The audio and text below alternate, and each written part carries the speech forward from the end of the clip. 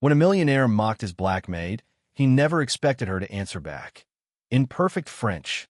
But when she revealed who she really was, the entire room went silent. What happened next left even a millionaire speechless. Translate this, and my salary is yours. The entire dining hall fell silent as those words exploded across the room, echoing against the high marble walls like a challenge no one dared to answer. Every conversation stopped. The clinking of silverware froze midair.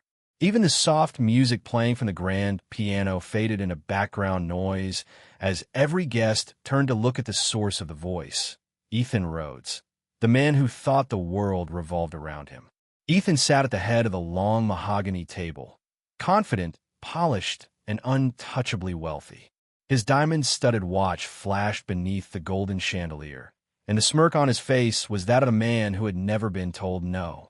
Across from him stood Rosa, the maid, a quiet, graceful woman in her mid-30s. Her uniform was simple but neatly pressed, and she carried a tray of sparkling glasses with practiced precision. For nearly 2 years, she had worked in Ethan's mansion, invisible, efficient, and always respectful. But tonight, everything had changed.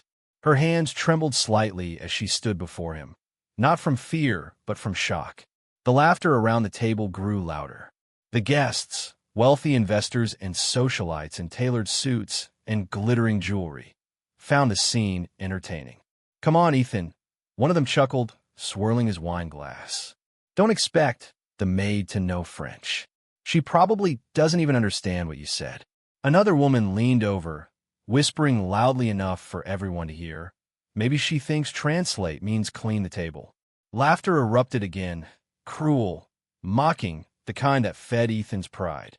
He thrived on moments like these, moments that reminded everyone just how far above them he stood. Ethan leaned back in his chair, crossing one leg over the other, his voice smooth and dripping with condescension. "Oh, I do," he said, pretending to sound generous. "If she can translate what I just said, I'll give her my monthly salary, all $150,000 of it." The guests gasped in mock surprise. "150,000?" one of them said, eyes widening. "That's more than she'll make in her entire life." Rosa's lips parted slightly, but she didn't speak. Her deep brown eyes didn't flinch or waver. She just stood there, quiet, calm, composed, as if weighing whether or not this ridiculous challenge even deserved an answer. To the guests, her silence looked like confusion. To Ethan, it felt like victory. He grinned wider. "What's wrong, Rosa?" he taunted. "Didn't catch that? I can repeat it slower." More laughter. But Rosa's gaze remained steady, her expression unreadable. Beneath the flicker of candlelight, there was something different in her eyes. Not fear, not shame, but a quiet strength. It was the look of someone who had seen far more of the world than Ethan could ever imagine. And though no one in that golden, glittering room knew it yet, Ethan Rhodes had just challenged the wrong woman. Ethan Rhodes had built his empire on charisma, confidence, and the ability to make anyone feel smaller than him. He loved attention. He fed on it. And that night, with champagne flowing and the glow of chandeliers lighting the dining hall, Ethan was in his element. He leaned back in his seat, his diamond cufflinks glinting under the light as he bragged about his new business deal with French investors. They nodded politely, half listening, half smiling, the kind of smiles rich people wore when they were already planning their exit. Meanwhile, Rosa moved silently between the tables. Her steps were soft, precise. Years of service had taught her to blend into the background. But tonight, fate decided she wouldn't stay invisible. As she leaned in to refill a glass of wine, a stray drop spilled onto the tablecloth. It was barely noticeable, but Ethan noticed everything, especially mistakes made by those beneath him. He raised a brow, his tone sharp enough to cut through the laughter. "Careful, Rosa," he said, mock amusement in his voice. "That's vintage Bordeaux. Costs more than your monthly pay." The table chuckled.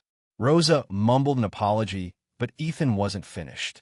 He saw an opportunity, a way to make the room laugh louder, and himself look even smarter.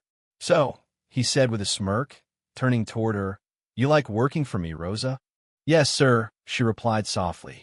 Good, he said, then switched suddenly into smooth, flawless French. Traduisez ceci, et mon salaire est à vous. The words rolled off his tongue like a dare. The guests, especially the French investors, perked up instantly. They understood every word. Ethan grinned. Let's see how far her education goes, he whispered under his breath. He looked around the room dramatically. I just told her, he said, if she can translate what I said, my salary is hers. A ripple of laughter spread through the guests. One woman nearly choked on her wine. Ethan, you're terrible, she said between giggles. But Ethan only shrugged. What's life without a little fun? Rosa stood there, tray in hand, her posture straight. The room expected her to fumble, to blush, to shrink under the weight of humiliation. But she didn't.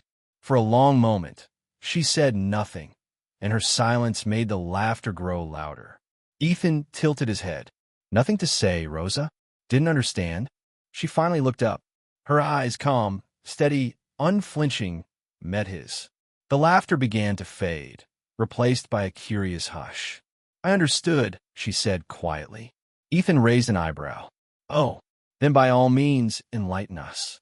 Rosa placed the tray gently on the table, straightened her shoulders, and in flawless French, she repeated his words, each syllable crisp, confident, and pure. Traduisez ceci, et mon salaire est à vous. Then she paused, letting the silence settle before translating into English, her voice clear and even. It means, translate this, and my salary is yours. The laughter stopped instantly. Forks clinked. Glasses froze midair. Ethan's smirk faltered. His guests looked at each other, stunned. And for the first time that night, the man who always controlled the room felt powerless. In perfect, confident French, Rosa repeated his words, her accent flawless, her tone calm and unshaken. Traduisez ceci, et mon salaire est à vous, she said, then gave a fin, knowing smile. It means, translate this, and my salary is yours. For a few long seconds, no one moved. The laughter that had filled the room moments ago vanished into stunned silence. The only sound left was the soft hum of the chandelier above, flickering like it too had stopped to listen. Ethan blinked, his smug grin fading into disbelief. Wait, what? He muttered under his breath. One of the French investors leaned forward, eyes wide. She's correct, he said, impressed. And her accent, it's Parisian, not beginner's. That's a woman who's lived there. The guests looked at each other, murmuring in shock. A few of them shifted uncomfortably in their seats, realizing that what they had just witnessed was not a joke. It was humiliation, and not for Rosa. Rosa gently set the silver tray on the table. Her posture was calm, graceful, almost regal. Then, in the same poised tone, she spoke again, this time in French. Vous savez, Monsieur Rod, les mots peuvent être une arme, surtout quand on les utilise pour humilier les autres. The words rolled through the room like a slow wave, beautiful yet sharp as glass. A hush fell so deep that even the French investors looked speechless. One finally translated softly for those who didn't understand. She said, you know, Mr. Rhodes, words can be a weapon, especially when used to humiliate others. Every eye turned to Ethan. His smirk was gone. The confident millionaire who once ruled every room now sat frozen, exposed, and small. He cleared his throat, trying to sound composed. Where did you learn that? He asked, his tone shaky but forced casual. Rosa met his gaze steadily, her expression kind but firm. The Sorbonne University, Paris, she said in flawless English. I hold a degree in linguistics. I used to work as a translator for international organizations before my husband passed away. Gasps rippled through the room. The guests who had laughed earlier now looked horrified at themselves. Ethan's face paled. You went to the Sorbonne? He stammered, barely believing it. Rosa nodded gently. Yes, sir. My husband was a French diplomat. After he died, I moved here with my son. I took this job because I needed stability, not sympathy. The French investor who had been silent all night suddenly stood, admiration in his voice. Madam, your fluency is exceptional, he said. If you ever wish to return to translation work, I would be honored to recommend you to my company. Rosa smiled humbly. Thank you, monsieur. Meanwhile, Ethan sat speechless, the weight of his arrogance pressing down on him like never before. Around him, the faces that once looked up to him now watched in quiet disappointment. The room that had once echoed with laughter was now filled with only one thing: respect for the woman he tried to belittle. And as Rosa turned to leave, it was clear to everyone in that glittering hall: Ethan Rhodes had finally met someone wealthier than him, not in money, but in dignity and grace. For the first time in his life, Ethan Rhodes was silent. The man who always had the sharpest remark, the wittiest comeback, the last laugh, now sat frozen, words caught somewhere between guilt and disbelief. The room that once pulsed with laughter and confidence had fallen into an uncomfortable stillness. Even the air seemed heavier. The French investors exchanged uneasy glances. One of them shook his head ever so slightly. The look on their faces wasn't amusement anymore. It was disappointment. Rosa stood tall in the center of the dining hall, the soft light from the chandelier outlining her figure. She wasn't angry. She wasn't vengeful. She spoke with a kind of calm that only people who've endured pain and learned grace could carry. Her voice was gentle but firm as she continued. My husband was a French diplomat. After he died, I moved here with my son. I took this job because I needed stability, not pity. You could have heard a pin drop. Ethan's chest tightened. Each word Rosa spoke felt like a blow, not because they were cruel, but because they were true. He suddenly saw every moment he had overlooked her, every time he had tossed orders without a glance, every joke made at her expense. And now, standing before him, was a woman who carried more education, more refinement, and more strength than anyone in that glittering room. One of the French investors stood up, visibly moved. He buttoned his jacket and extended his hand to Rosa. Madam, he said sincerely, if you ever wish to return to translation work, our company could use someone with your fluency and your dignity. Rosa blinked, a little surprised, then smiled warmly. Merci, monsieur, she said softly, shaking his hand. That simple gesture, a wealthy businessman honoring a maid, said everything words could not. Ethan felt something shift inside him. The pride he had worn like armor now felt heavy, suffocating. He looked around the table, at the guests who once admired him, now whispering behind napkins, their eyes full of quiet judgment. His empire had not fallen, but his ego had. When the dinner finally ended, the investors left in polite silence. The laughter that had once filled the mansion was gone, replaced by an uneasy echo of what had just happened. Rosa collected the last few plates, her steps as graceful as always. She turned to leave through the side door, but then heard a voice behind her. Rosa, Ethan said quietly. She stopped, turned. He stood there, hands in his pockets, his expression stripped of arrogance. For once, his voice trembled. I didn't know, he said. Rosa looked at him for a moment, not with bitterness, but with understanding. Then she gave a small, kind smile. You never asked, sir.